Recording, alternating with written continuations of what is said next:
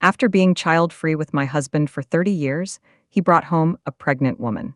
He said living with me was pointless and wanted a divorce, giving all the assets to his mistress and illegitimate child.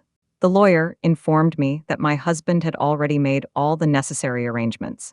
If I refused his terms, he would transfer the assets and leave me with a massive debt. I was so furious I wanted to kill him when the police called. My husband had been in a car accident. He wasn't dead, but he couldn't move anything below his neck. I couldn't help but sigh. My husband was truly a hypocrite. He wasn't dead, he had no parents and no children. The important thing was that we hadn't divorced yet. He had only said he would give me 1 million. Now, all his money was mine. Oliver was seriously injured and was rushed to the hospital. We had surgery done for him, and though his life was saved, the doctor sighed and couldn't help but remind me, "Madam, could you please laugh a little quieter?" I clasped my hands together and said, "I'm sorry, please continue." Though I said that, my mouth was still stretched from ear to ear, especially when the doctor said that Oliver might not survive more than a few days at worst, and even if he did, he'd be paralyzed from the waist down. I burst into laughter, slapping the table so hard it shook. Facing the doctor's disapproving expression, I gripped his hand tightly. "Doctor, you must use the best medicine and treatment for my old man. I have money, I'm not afraid to spend it." As I left the doctor's office, Robert the lawyer was waiting at the door. He pulled out the divorce agreement from his briefcase. "Madam, Oliver instructed me to have you sign this agreement today." I took it and tore it into pieces right in front of him. Robert was stunned. "What are you doing?" I said. "My husband is in this condition. How could I possibly think about divorcing him?" Robert reminded me, "Oliver has already made a will. All his money is left to his children. If you don't divorce him now, you won't get a single penny in the future." "Robert, what's going on?" I screamed. "My husband isn't dead yet. How dare you mention his will? He's still alive. I'm his only legal guardian. I won't let you speak ill of him like that." After saying that, I pulled out Oliver's phone from my pocket and opened the company email to make some changes.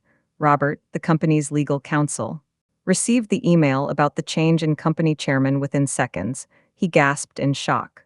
"Madam, what have you done?" I didn't hide my thoughts. My husband is lying in the ICU.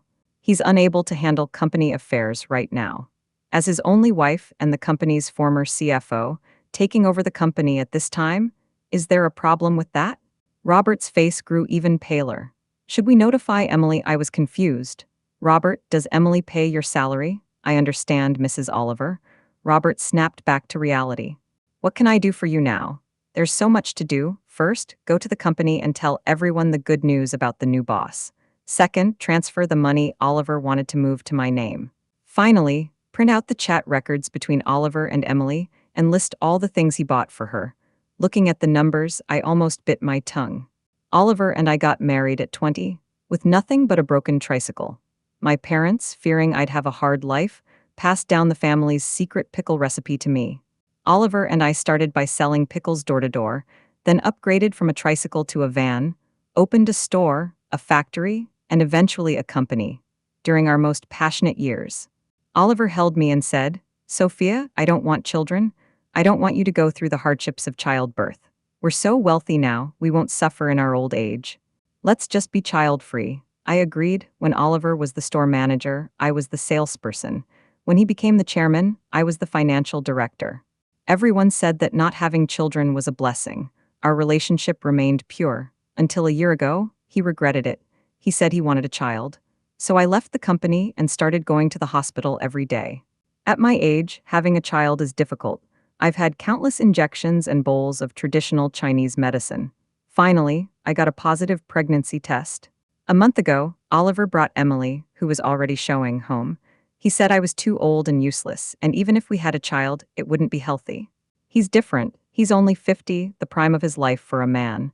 He wants to divorce me and marry Emily. I was furious and smashed everything in the house. Later, I realized Oliver was determined to divorce me, so I started begging him not to leave me.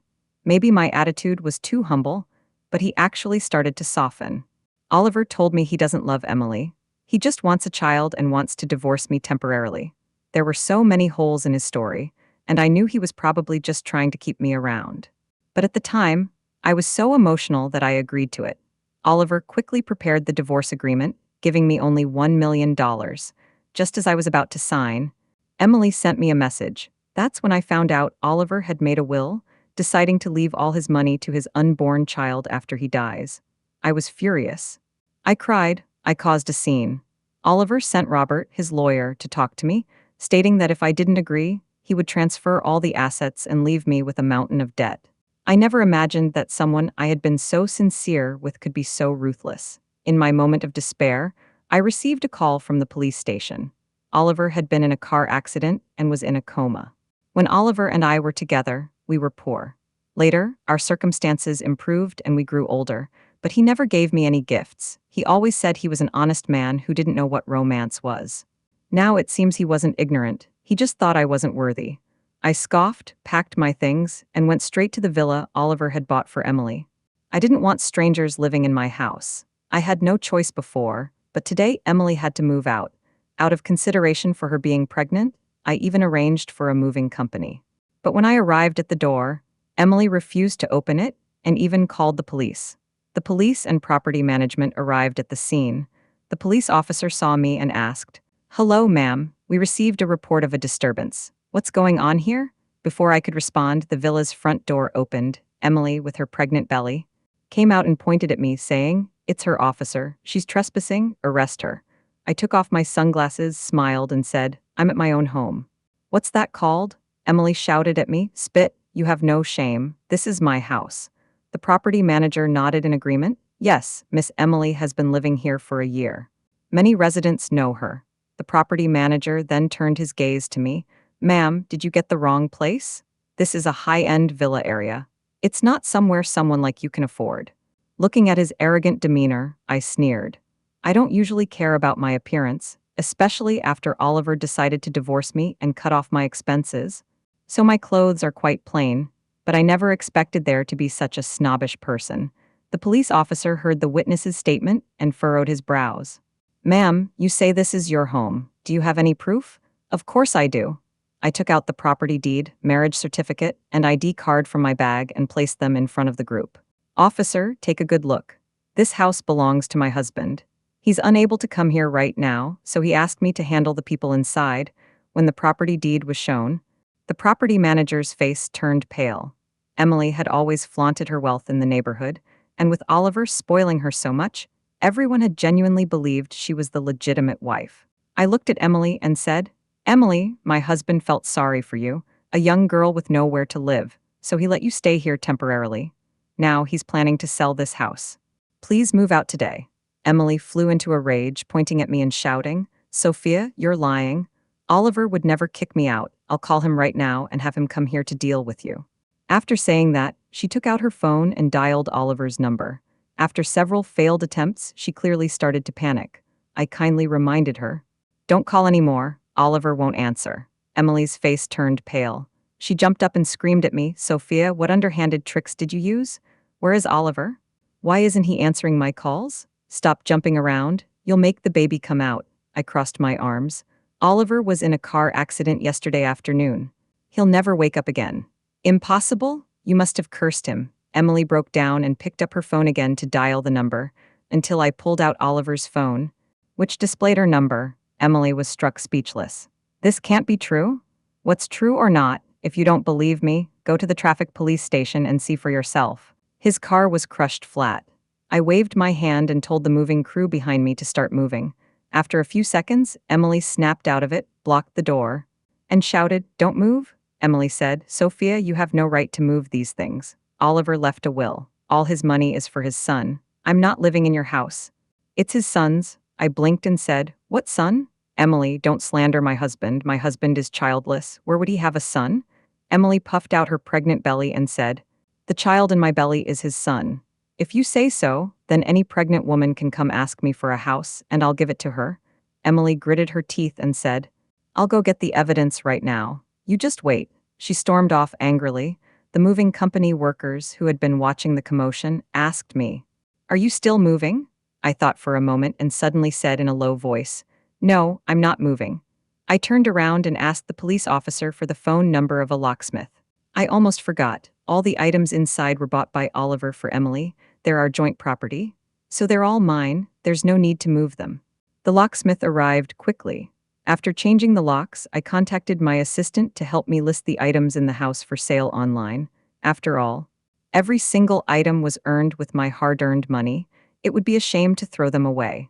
After handling this matter, my heart finally settled. I immediately went to the mall to buy clothes, went to a beauty salon for a spa treatment, and bought everything I had always wanted but never dared to buy. While I was indulging in luxury, Emily wasn't idle either. She came to the company the next day to confront me, saying she wanted to talk about Oliver's inheritance. She printed out Oliver's will, made a poster, and displayed it at the entrance. Holding a megaphone, she shouted that I was shameless for keeping the inheritance and not giving her any. After shouting like that for a while, everyone found out about Oliver's death. Many people called to console me, and some even transferred condolence money to me. I wanted to tell them that Oliver wasn't dead, that he was still in the hospital in a coma, but the moment I saw the money, I forgot everything. When others called again, I just cried, and before I could finish speaking, they told me to take it easy. Oliver had made quite a few connections over the years, and everyone was either wealthy or influential. The condolence money was all in the tens of thousands. In just 3 days, I received nearly 2 million. By the end, I felt too embarrassed to accept any more, so I went out to meet Emily. The moment I appeared, the entire building erupted. Everyone stopped what they were doing and crowded around the windows like a pile of people. As soon as Emily saw me, her face turned red, and she shouted, "Sophia, give me the money back." Without the money, and with all the anxiety over the past few days, she had transformed from an elegant lady into a desperate pregnant woman. Her eyes and brows filled with exhaustion. I scolded her. "Emily, I really admire you. Only you could make such a big deal out of being someone else's mistress." "Sophia, stop talking nonsense." Emily puffed out her stomach and pointed at the large poster. "Oliver said that all his inheritance goes to his child, and now his only child is in my womb, so the inheritance must be mine." I scoffed. "You say this child is Oliver's, but do you have proof?" "Of course I do." Emily proudly pulled out a paternity test from her bag. "This proves that the child in my womb is his." "Sophia, you think I can't do a paternity test because I can't find Oliver's body? You didn't know, did you? I had the paternity test done 2 months ago when I was pregnant." I took the paper and looked at it, mocking her. "He did it after only 2 months. It seems he didn't trust you much either." Emily's face turned pale. "Stop wasting my time. Hand over the inheritance now. Even if I have it, I won't give it to you." I stared at her. "That child isn't even out of your womb yet. It's not a person. Legally, it has no rights. If you want to fight me for the inheritance, wait until the child is born." After that conversation, Emily didn't show up for a while. I continued my life of luxury and indulgence until the hospital called, saying Oliver's vital signs were stable and he could be transferred to a regular ward. There was also some good news.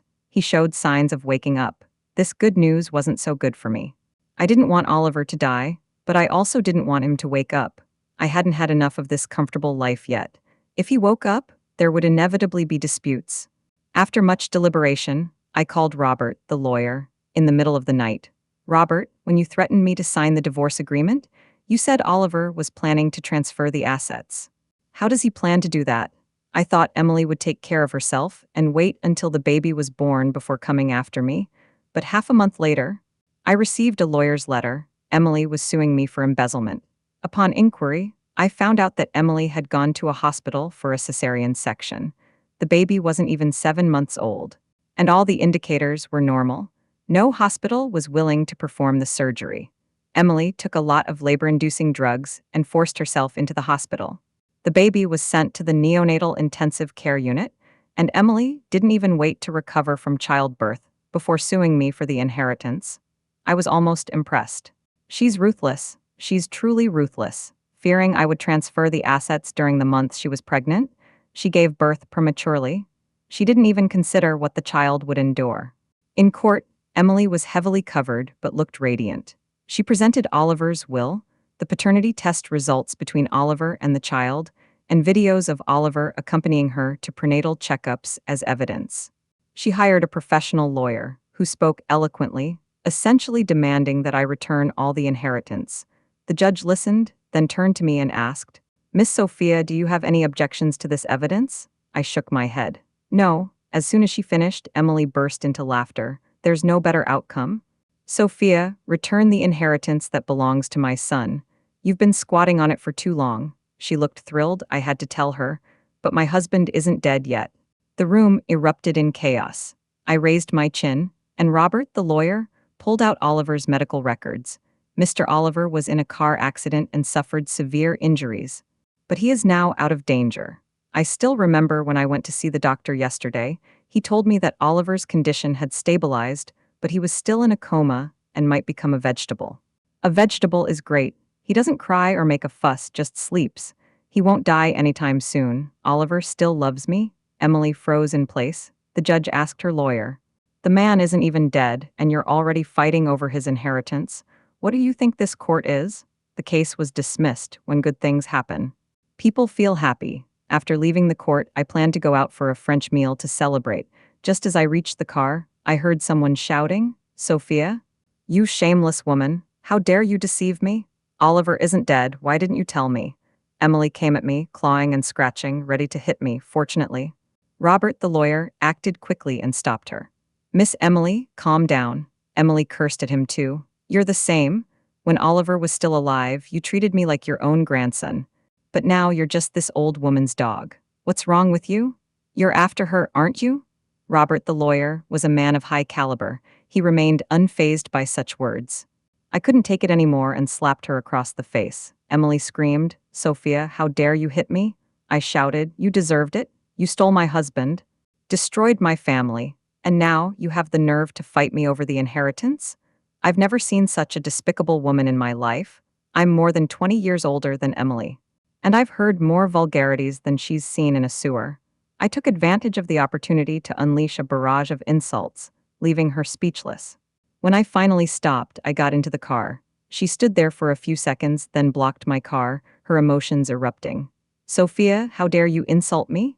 Oliver isn't dead. If he knew what you've done to me, he'd definitely seek justice for me. You're finished. I've already given birth to his child.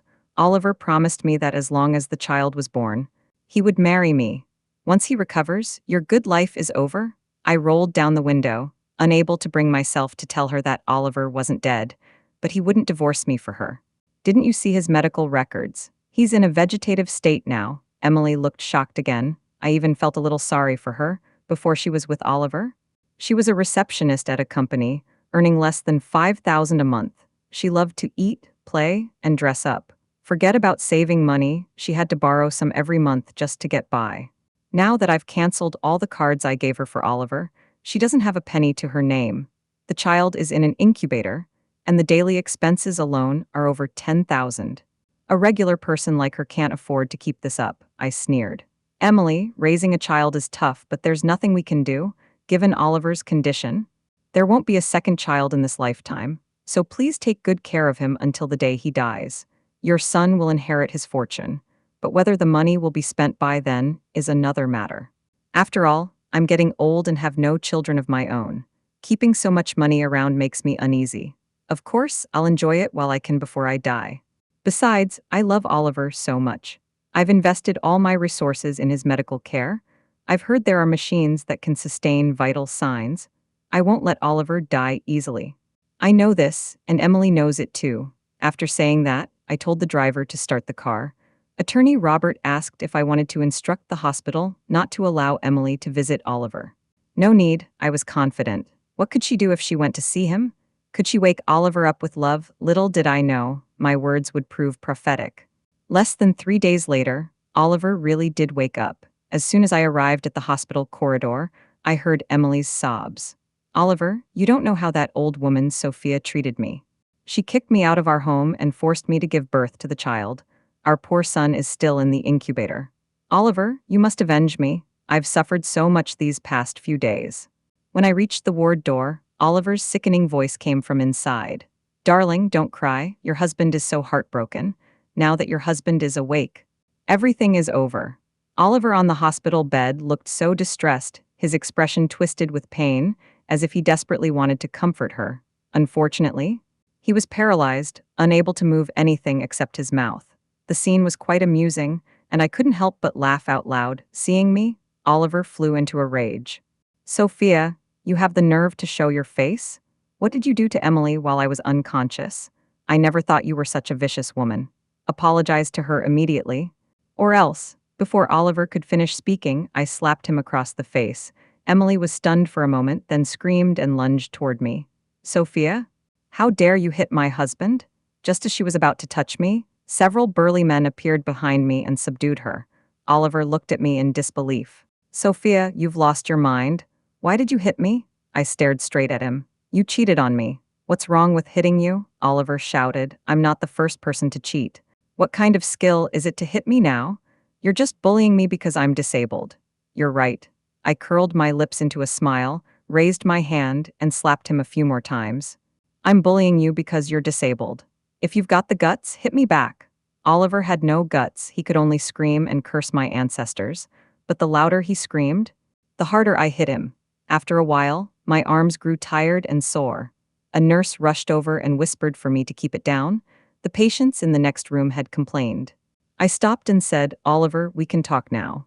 Talk my ass, Oliver cursed. You're abusing me, I'm going to sue you. I laughed. You can't even get out of bed, how are you going to sue me? Emily, still clinging to a shred of sanity, said, Husband, don't waste your breath. Just divorce her. Right, divorce? Oliver gritted his teeth and said, Sophia, you did all these disgusting things while I was unconscious. For the sake of our marriage, I won't hold it against you. This divorce should have happened before I fell unconscious. You agreed to it back then, so don't go back on your word now. Oliver, you really want to divorce me? I kindly reminded him. In your current state, who will take care of you if we divorce?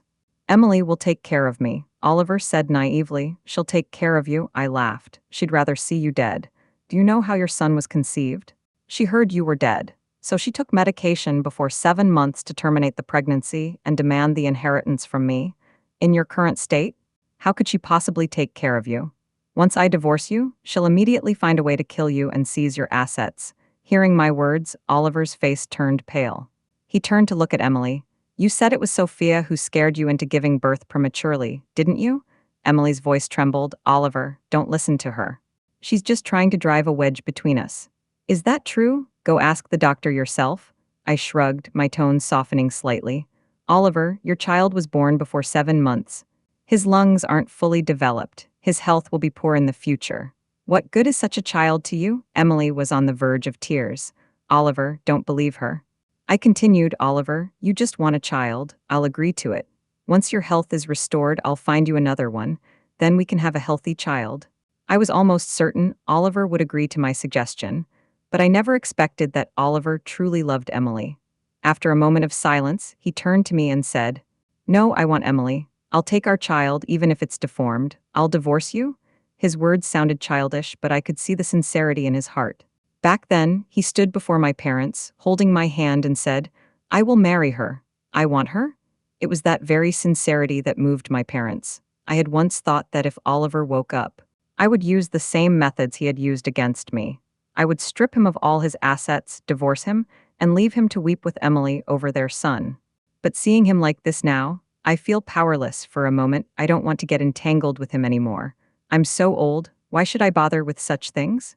I sighed and said, All right, I'll divorce you. At this point, I don't want to fight over every last thing. I told Robert, the lawyer, that the divorce should be handled according to standard property division. Oliver and I will each take half. But when I went to talk to Oliver, Emily refused to agree. She said that all the money Oliver had was his own, and it had nothing to do with me. She insisted that we stick to the original agreement, giving me only 1 million and leaving the rest to Oliver. I looked at her and said, Are you sure you want to divide it this way? You don't know that all the money is in my name now. If I want to drag this out, we won't be divorced for another year or two.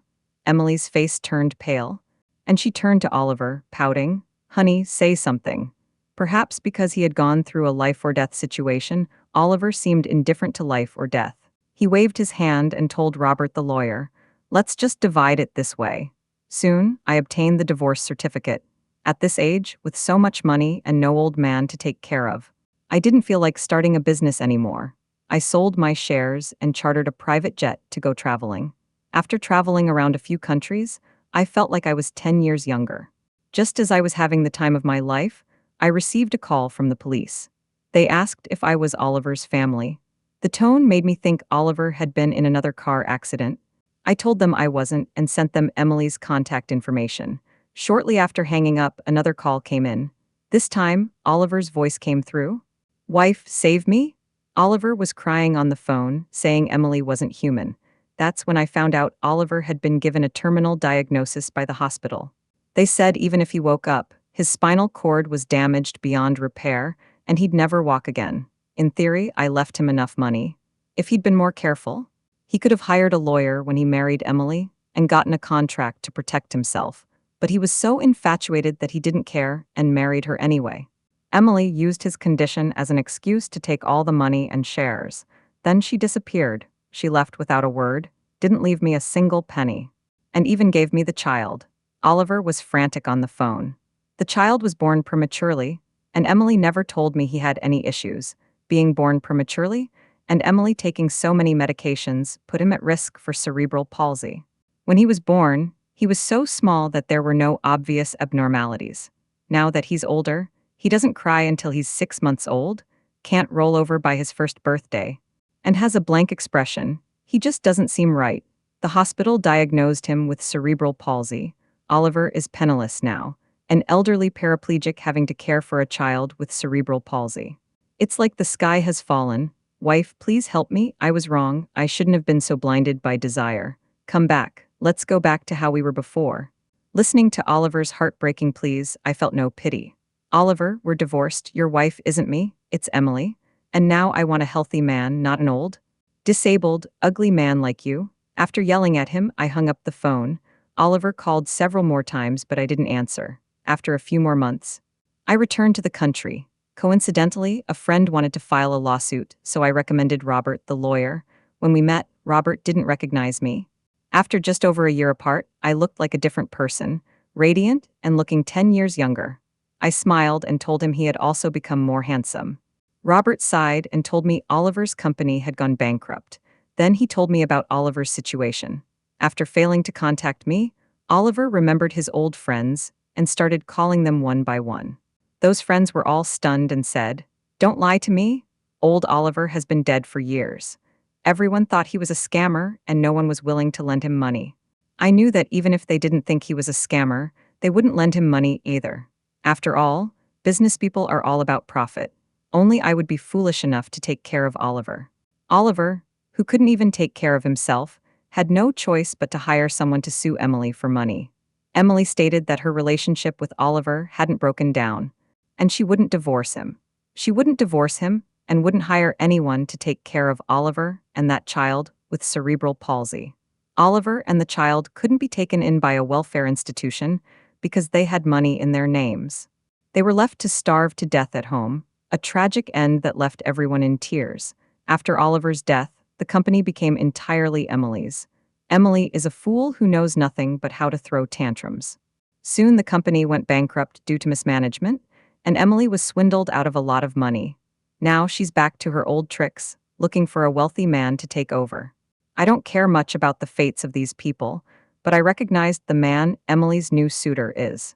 He's the husband of an old friend of mine. I just smiled and didn't say anything. When I got home, I sent the printed chat logs between Emily and Oliver to her new suitor. That man is also a picky one. After seeing those messages, he probably won't accept Emily. I didn't bother to find out what happened to her. After all, life is only a few decades long. Why waste time on unimportant people?